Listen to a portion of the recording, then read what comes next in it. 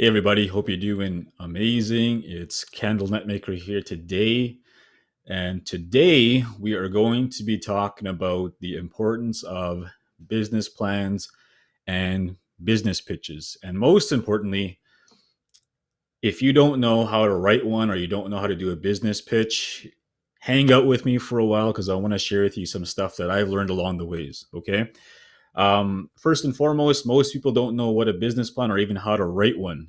And if that's you, or you've gone through that and you're trying to figure out how to write one to maybe start your own project, your own business that you're trying to create, I want to share with you some real life stuff that we've gone through, and hopefully will help you. Okay, so to give you an idea of I guess our journey in the how we started writing business plans, I'll take you back to when I first wrote my first one. So about 10 years ago now, holy man, 10 years ago when I was just starting Nietzsche Gear, one of the things that I had to do was I had to learn how to write a business plan. And at that time, I had no idea what a business plan was. I had no idea how to write one. At that time, I was a full time education student trying to get into business, and I didn't know how to get started. I didn't know how to reach out to anyone, and so on. So there was no like Facebook or anything like that happen at that time that was abundant at that time. It wasn't. It was all a lot of face to face and trying to network with people. It wasn't a lot of this stuff happening yet.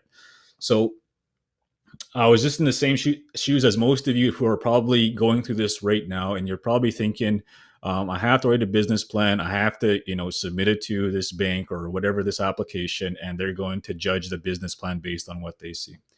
So the reason I had to write a business plan way back then was I was competing in business plan competitions, business pitch competitions. And at that time, I didn't know what I was doing. So I would attend workshops, seminars, I would watch YouTube videos, Google, I would take people out for coffee. And at that time, the very first iPad just came out that year, and I didn't have anywhere close to buy one of those things as well. So I had an old school notepad, and I would take my notes on this thing. And I knew right away that if I didn't write a good enough business plan for whoever was going to view that thing, they were going to disregard it and throw it out and probably not pay any attention to it. So, the first thing I want you thinking about is any business plan that you write or any proposal that you write, anything that you're trying to apply for, the the way that you present it is everything. Okay, a lot of that first look on how it looks gets people interested into going through that thing. Okay, so for example, if you're applying for a competition, you're applying for a loan or whatever that might be, this is very important. So I didn't have Microsoft Excel, any skills in that, or even Microsoft Word. I just knew the basics. And the first thing that I did was I needed to find out how can I make my business plan look good. And so I remember at this time I was I jumped on the bus back home to my apartment, and I was a full-time education student. So I was going across the city, across to my apartment. And I remember getting on the bus, and I got off at Staples, and I was looking for business plan software. And I remember I saw this program. It said Business Plan Pro. And I remember I got that software and I bought it, and I was like, it was like, I can't, it was probably about $100. And at that time, that was a lot of money for me. I didn't know how I was going to pay for that. In fact, I couldn't. I had to use a credit card that I had, my very first credit card. I remember I charged it up and I took that software home.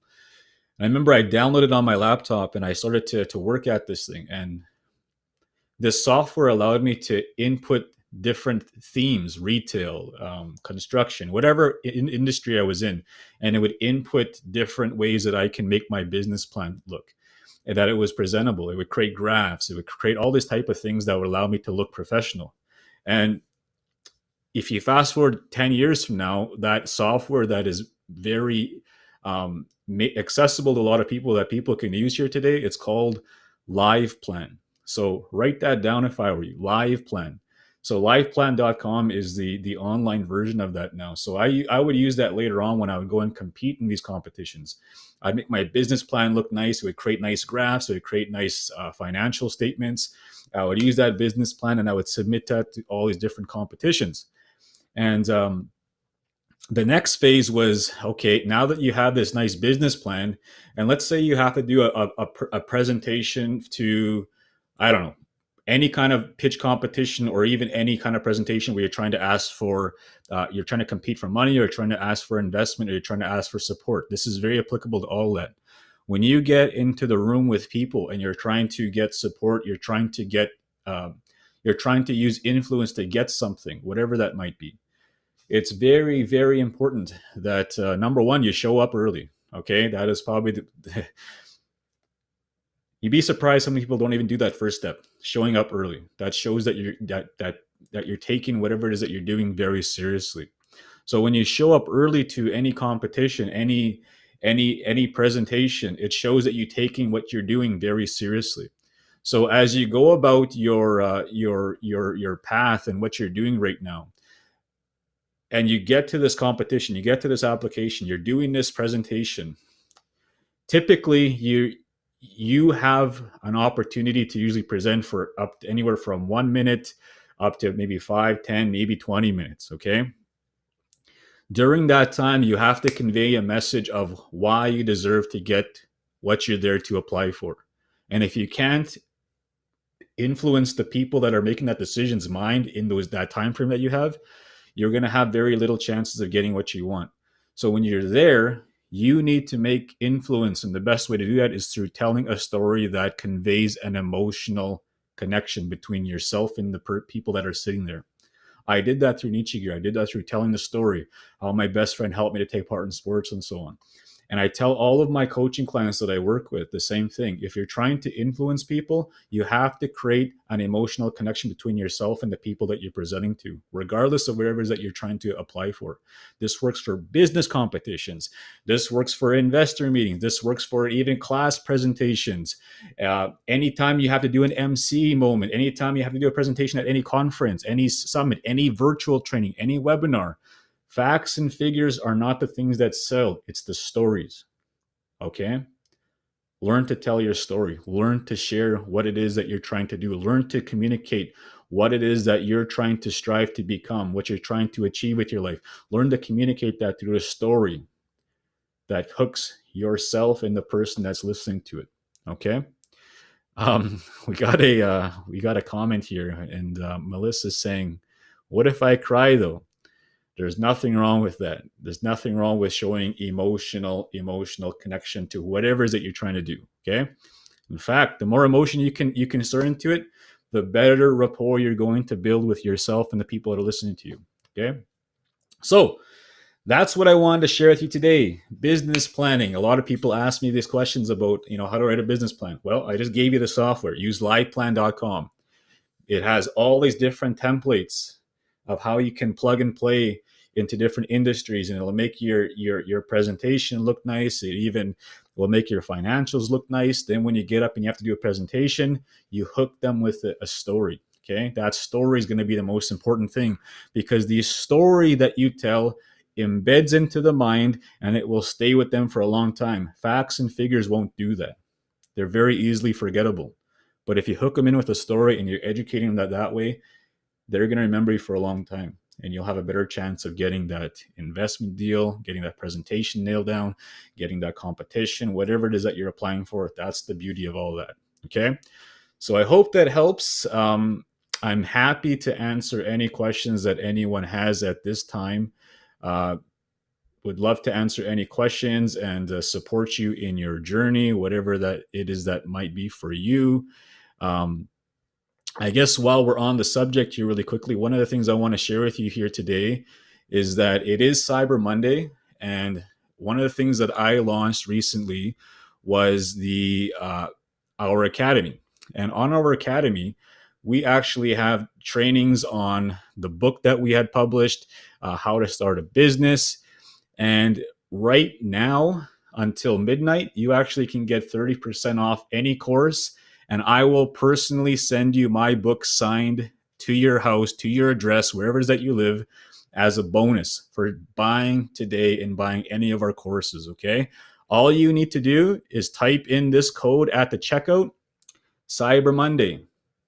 Go to netmakeracademy.com and you type in that code, and you will get 30% off plus a free signed book. I will send it to anywhere across the country that you may be living. Okay, sound good? Sound awesome? Okay.